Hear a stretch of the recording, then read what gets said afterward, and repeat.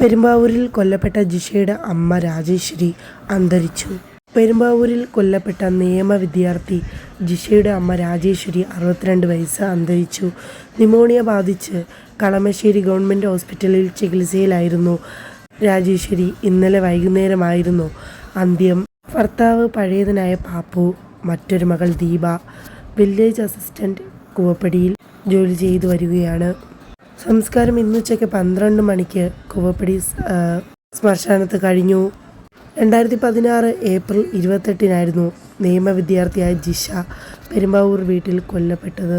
Canal പുറമ്പോക്കിലെ യുവതിയുടെ വീട്ടിൽ കടന്നു കയറിയായിരുന്നു ആക്രമണം. അതിക്രൂരമായി ബലാത്സംഗത്തിന് ഇരയാക്കിയായിരുന്നു യുവതി കൊല്ലപ്പെട്ടതെന്ന് പോസ്റ്റ്മോർട്ടം റിപ്പോർട്ടിൽ തെളിഞ്ഞിരുന്നു.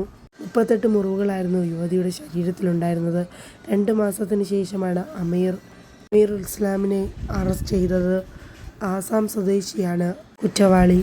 2016 സെപ്റ്റംബറിൽ കുറ്റപത്രം സമർപ്പിച്ചെങ്കിലും 2017 ഡിസംബർ 14-ന് വധശിക്ഷ ലഭിച്ചുവെങ്കിലും പ്രിൻസിപ്പൽ സെഷൻ കോർട്ടാണ് വധശിക്ഷ പ്രതിക്ക് വിധിച്ചത്. എന്നാൽ സുപ്രീം കോടതി ഈ വിധി